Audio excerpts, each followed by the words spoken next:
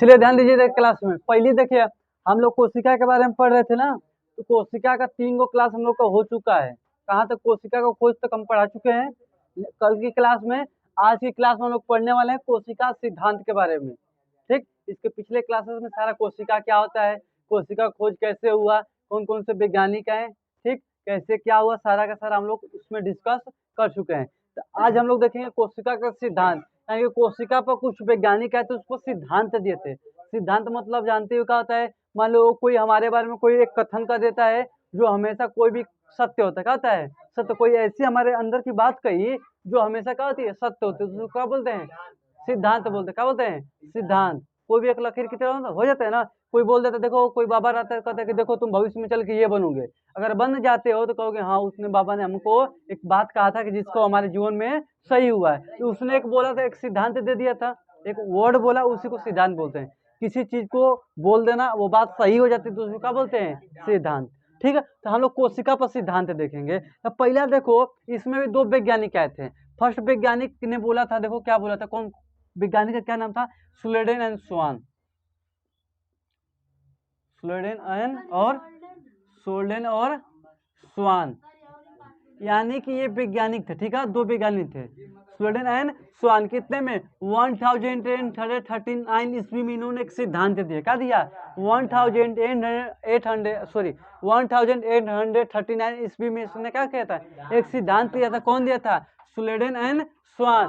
एक चीज देखो, चलो ठीक है सिद्धांत दिया था, तो पहले इस वैज्ञानिक के बारे में थोड़ा सा समझ लेते हैं कि स्वेडेन का इसका जीवनी का है, स्वान का जीवनी का है, यानी कि क्या करते हैं, कैसे वैज्ञानिक है। सीधा बैठ जाओ, कैसे वैज्ञानिक का अर्थ, सीधा बैठो पहले। तो कैसे वैज्ञानिक ध्यान दो। पहले देखो स्वेडेन का, जो स्वेडेन था, ठीक है, कोशिका पर सिद्धांत दे दिया था ना। तो ये देखो जो स्वेडेन था किसके बारे में अध्ययन करता था, जंतु कोशिका के बारे में अध्ययन करता था। इसके बारे में, किसके बारे में, जंतु कोशिका के बारे में क्या करता था, स्टडी, यानी कि पढ़ता था उसके बारे में। ठीक है, और जो स्वान था किसके बारे में पढ़ता था, पौधे के बारे में, पेड़ पौधे के बारे में क्या करता था, स्टडी करता था। ठीक है, इन दोनों वैज्ञानिक थे। ये किसके बारे में पढ़ता था, जंतु के बारे में, ये पौधे के बारे में। इन दोनों ने, दोनों वैज्ञानिक ने मिलकर एक स्टेटमेंट दिया। क्या दिया, कह रहे थे, उसने क्या बोला कि जंतु में, किस में, जंतु में कोशिका भित्ति नहीं पाई जाती है, नहीं पाई जाती है। इसीलिए हल्का सा स्टेटमेंट देखा, बोला कि जंतु कोशिका में, यानी कि जंतु में कोशिका भित्ति नहीं पाई जाती है। यानी कि कोशिका भित्ति क्या होती है, आगे हम लोग डिस्कस करेंगे। बस इतना ध्यान दो अभी के लिए कि जंतु कोशिका में कोशिका भित्ति नहीं पाई जाती है। ठीक है, अब फिर इसने बोला था जंतु में तो नहीं पाई जाती है, लेकिन पौधों में, किस में, पौधों में पाई जाती है। जंतु में कोशिका भित्ति नहीं पाई जाती है, लेकिन पौधों में पाई जाती है। सिर्फ एक ही दिया था। ठीक है, कौन, स्वेडेन एंड स्वान। कितने में, 1839 ईस्वी में कहा दिया था कि जंतु में कोशिका भित्ति पाई जाती है, पौधों में नहीं पाई जाती है। तो ये सिद्धांत किसने किया था, स्वेडेन एंड स्वान ने, स्वेडेन एंड स्वान ने स्टेटमेंट दिया था। ठीक है, इसी के बाद आता है एक सेकेंड वैज्ञानिक। कौन सा आता है, सेकेंड, उसका नाम था रुडॉल्फ विर्चो। कौन सी नाम था, रुडॉल्फ विर्चो। अब देखो अटपटा नाम लग रहा है ना, रुडॉल्फ विर्चो।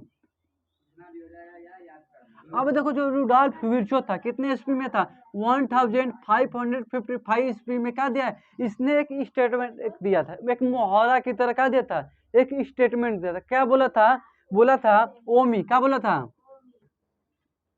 ओमी सेलुलर, ओमी सेलुलर ई सेलुलर, यानी कि क्या स्टेटमेंट दिया था, ओमी सेलुलर ई सेलुलर। एक दिया था कि मुहावरा जैसे बोला जाता है ना, खुदा पहाड़ निकले चुया, तो कि मुहावरा बोल रहे हैं तो उसका अर्थ कुछ और निकलता है। तो इसी तरह इसने बोला था ओमी सेलुलर ई सेलुलर। इसका मतलब क्या होता है, ओमी मतलब होता है पहले से बनी, कौन चीज, पहले से बनी, कौन सी बनी हो। और देखो सेलुलर मतलब क्या होता है, कोशिका, क्या होता है, कोशिका। अब देखो ई मतलब क्या होता है, ई मतलब से होता है, ई मतलब से, सेलुलर मतलब कोशिका। तो अब देखो पूरा का पूरा मिला के पढ़ो, क्या लिखा है, पहले से बनी कोशिका से कोशिका। यही बोला था कि पहले से बनी कोशिका से कोशिका। कौन बोला था? रुडॉल्फ विर्शो। ठीक, अब इसका कहने का मतलब क्या है, थोड़ा ध्यान देना इसको। अभी कहना क्या चाह रहा था कि मान लो अगर हमारे पास कोई एक कोशिका है, क्या है, एक कोशिका है, ठीक है, ठीक है, बोला कि हमारे पास एक कोशिका है। ये जो कोशिका है ना, वो किससे, अगर मान लो इसको फर्दर डिवाइड करते हैं, कोशिका विभाजन करते हैं, तो कितने कोशिका बनेंगे इससे? 2। इसको बोलते हैं पुत्री कोशिका। क्या बोलते हैं? पुत्री कोशिका, यानी कि डाटर सेल बोलते हैं। क्या बोलते हैं? Daughter cell. अगर कोई अगर पेरेंट सेल है, इसको क्या बोलेंगे? Parent cell. क्या बोलेंगे? Parent cell.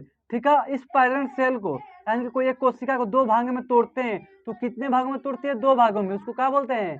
पुत्री कोशिका, यानी कि डाटर सेल।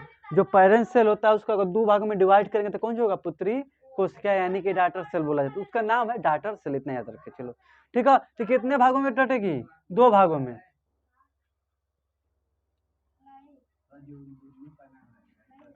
हाँ, पुत्री कोशिका। ठीक है, तो अब देखो पुत्री कोशिका हो गया ना। अगर फिर इसको अगर फर्दर डिवाइड करते हो तो कितने में टूटेगी? 2 इधर 2 इधर। तो इसका कुल कहने का मतलब था ये कि हमारी जो कोशिका बनी है मनुष्य की या पौधे की, कहीं ना कहीं एक कोशिकाओं से ही मिल के आई है। कहीं एक कोशिका थी, वो डिवाइड होकर 2 बनी, फिर 4, फिर 16, 32 इसी तक करते करते हमारा बॉडी का क्या हुआ है? निर्माण हुआ है। जब अपनी बॉडी के हम अंतिम छोड़, यानी कि एक बिंदु पर जाएंगे तो सिर्फ एक कोशिका हमको मिलेगा। यही बोला था, कौन बोला था? रुडॉल्फ विर्शो। कोई दिक्कत नहीं। तो यही 2 वैज्ञानिक थे, कोशिका सिद्धांत दिए थे। ठीक, आयो पीछे का भी क्लियर है, आज का भी टॉपिक तुम लोग का क्लियर हो गया। अब इसके आगे चलते हैं। ठीक है, कोशिका सिद्धांत। अब इसके देखो, अब तो इतना बात नॉर्मल सी होगी। ठीक, अब इसके बाद कुछ हल्का सा नोट पॉइंट याद करेंगे। कोई भी कम्पिटिटिव एग्जाम होता है, कहीं भी कुछ भी नॉर्मल भी क्वेश्चन होता है, या क्लासरूम में, यानी कि तुम्हारे क्लास में भी क्वेश्चन कोई भी पूछ सकता है, तो उसको नोट कर लेते हैं। इसके बाद जस्ट आगे इसके आगे चलेंगे। ठीक है,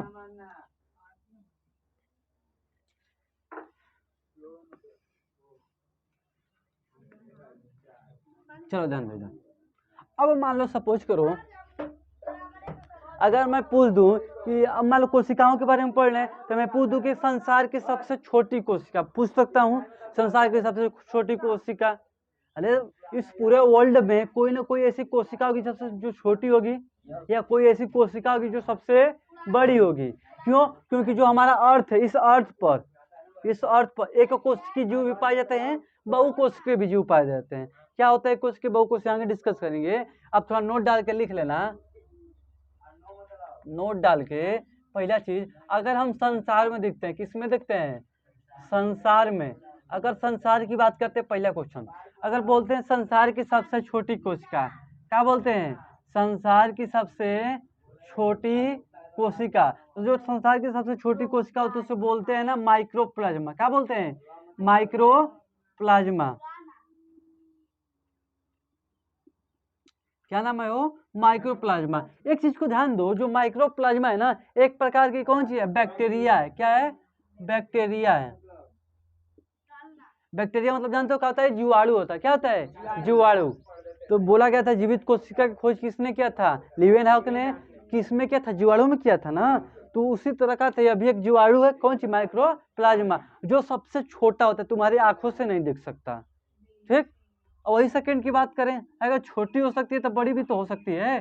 तो बोलेंगे संसार की सबसे बड़ी कोशिका, जानते हो? शुतुरमुर्ग का अंडा। क्या बोला जाता है?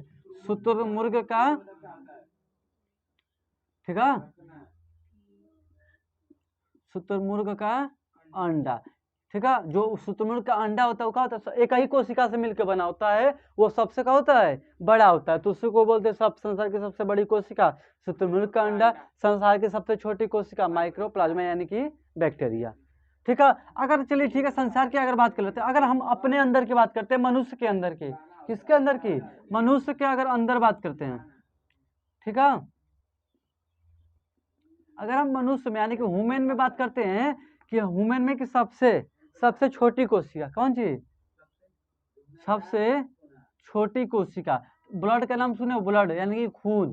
खून, तो उसमें देखो ब्लड में कौन सी पाई जाती है? आरबीसी पाई जाती है। कौन सी पाई जाती है? आरबीसी। तो मनुष्य शरीर की सबसे छोटी कोशिका कौन सी होती है? आरबीसी। आरबीसी। तो अब देखो जो आरबीसी होती है इसको फुल फॉर्म क्या होता है? रेड ब्लड सेल, लाल रक्त कणिकाएं। ठीक है, ये संसार मनुष्य की सबसे छोटी कोशिका होती है जो शरीर में पाई जाती है। ठीक, वही अगर बड़ी की बात करते हैं, किसकी बात करते हैं? बड़ी। उससे पहले अब मान लो कि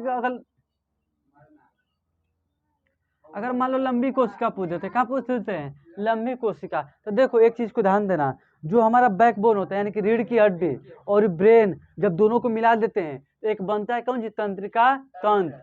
अगर इसको नर्वस सिस्टम यानी कि हमारे पूरी के पूरी शरीर में एक छोटी छोटी पतली पतली नसें होती हैं, नाखून को भी काटोगे हल्का अंदर से तो खून बहने लगता है, यानी कि नसें गई होती है। जहाँ काटने पर जहाँ ब्लड निकलता है वहां पर नसें गई होती है। क्यों? क्योंकि ब्लड, नसों में ही ब्लड होता है तुम्हारा। ठीक है, तो हमारी पूरी की पूरी बॉडी में पतली से पतली नसें फैली होती है, उसी को कौन सी बोलते हैं? तंत्रिका तंत्र। तो मनुष्य शरीर में सबसे लंबी कोशिका कौन सी होता है? तंत्रिका तंत्र। कोई दिक्कत? तंत्रिका तंत्र या तंत्रिका कोशिका बोल सकते हैं। क्या बोल सकते हैं? तंत्रिका तंत्र यानी कि तंत्रिका कोशिका बोल सकते हैं। ठीक है, ये क्या थे मनुष्य में। अगर वही हम बात कर देते हैं थर्ड की बात, थर्ड यहाँ पे लिख लेते हैं। अगर वही बात करते हैं जनन कोशिका, कौन सी? जनन कोशिका। जनन कोशिका दो प्रकार की होती है। एक क्या होता है? जनन कोशिका क्या होती है? देखो पहला देखते हैं, अगर बड़ी की बात करते थे, कौन सी? जनन में बड़ी कोशिका, कौन सी हो? बड़ी कोशिका। अगर बड़ी कोशिका की हम बात करते हैं तो जानते हो कौन सा होता है? अंडाणु का होता है। क्या होता है? अंडाणु, जो कि female sex hormone, sorry, female sex gamete होता है। ठीक है, कौन सी? अंडाणु। ठीक है, वही अगर हम बोल देते हैं कौन सी? बड़ी, अरे छोटी कोशिका, कौन सी? छोटी कोशिका। तो कौन सी होता है हमारा? शुक्राणु होता है, जो कि मेल का होता है। कौन सी होता है? मेल का। ठीक है, ठीक। तो इतना तुम्हारा क्या था, कुछ इंपॉर्टेंट पॉइंट था जो संसार का कोई छोटी कोशिका बड़ी कोशिका पूछते थे, आंसर दे सकते हो। या मनुष्य के अंदर का शरीर का भाग पूछता है, छोटी लंबी, तो बता सकते हो। या जनन कोशिका यानी कि रिप्रोडक्शन होता है। जन्म तो क्या होता है? रिप्रोडक्शन।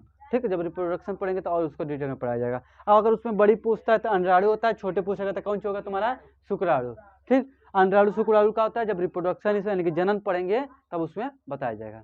ठीक, तो बस इतना याद करो, जीके टाइप का क्वेश्चन है, याद करो, जब इसको पढ़ेंगे तो डिटेल में पढ़ाया जाएगा। ठीक है, इतना नोट करना, नोट कर लो। चलो ध्यान रहे इधर, इतना हो गया ना क्लियर?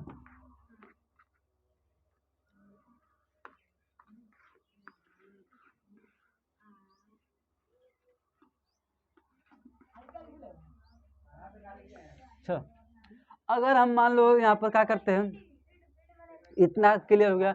अगर सजीव शरीर की कोशिका के संख्या के आधार पर, किसके आधार पर?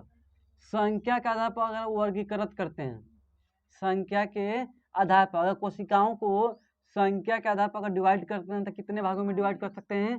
दो भागों में। किसको? कोशिका को। अगर कोशिका को संख्या के आधार पर देखा जाए तो कितने आधार पर बांट सकते हैं? दो भाग में। एक कोशिकीय होता है, एक बहुकोशिकीय होता है। एक कोशिकीय, एक कौन जो होता है? बहुकोशिकीय।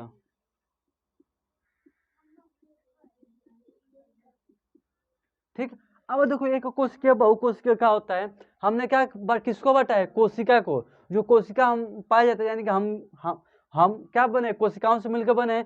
उस कोशिका को संख्या के आधार पर देखेंगे तो दो भाग में डिवाइड कर सकते हैं। एक कोशिका क्या होता है उसको देख लो पहले। अगर कोई कोशिका यानी कि इस तरह लिख सकते हैं, अगर कोई जीव एक कोशिका से मिलकर बना होता है तो उसे क्या कहते हैं?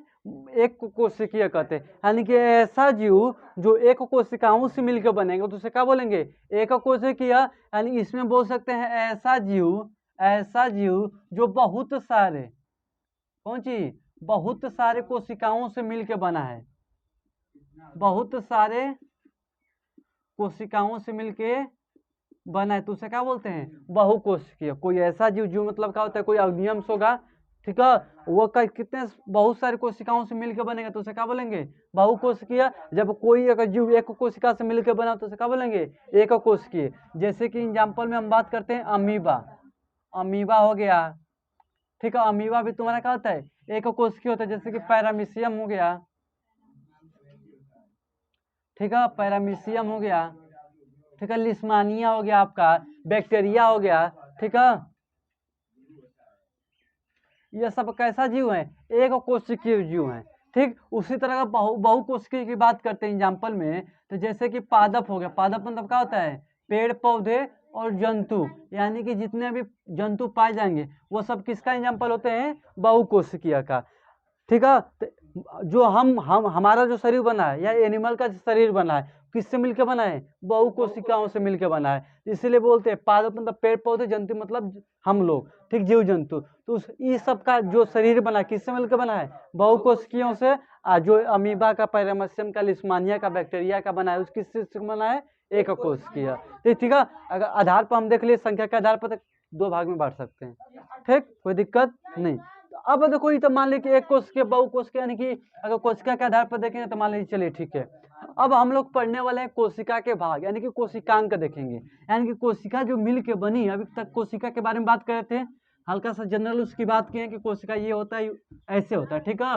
अब देखेंगे जो कोशिका होता है कैसे बनता है, उसके अंदर क्या क्या पाए जाते हैं, उसके बारे में पढ़ेंगे। तो यहाँ पे हेडिंग कौन सी, कोशिका के भाग, कोशिका के भाग, ठीक है, कोशिका के भाग, यानी कि कोशिका के अंदर का कोशिकांग पढ़ेंगे, कोशिका के अंदर कौन कौन सा अंग पाया जाता है। ठीक है, तो पहले एक कोशिका हम लोग बना लेते हैं, ठीक है। तो इसका क्या बोलते हैं, कोशिका बोलेंगे, कोशिका यानी कि सेल बोलेंगे इसको। कैसा स्ट्रक्चर इसका, कौन सी है स्ट्रक्चर सेल का, ये हमारा कौन सी है, एक कोशिका है ना, ये पूरा का पूरा कौन सी बना है, एक कोशिका बना है। अब इसी के अंदर का पूरा पूरा भाग पढ़ेंगे, ये कैसे क्या होता है, ठीक है। चलिए किसके बारे में बात कर रहे हैं हम लोग, कोशिका के भाग ना। अब देखो मान लो पहले क्या बात कर रहे हैं, कोशिका के बारे में। तो कोशिका को पहले बाहर से हम लोग लुक देखते हैं कि बाहर से कैसे दिखता है, ठीक है। जब बाहर से हम इसको देखेंगे, तो जब बाहर से दिखेंगे तो एक लेयर दिखेगा, क्या दिखेगा, एक लेयर है, एक लेयर दिख रहा है ना। इस लेयर को क्या बोलते हैं, कोशिका भित्ति बोलते हैं। क्या बोलते हैं, कोशिका भित्ति बोलते हैं, ठीक है।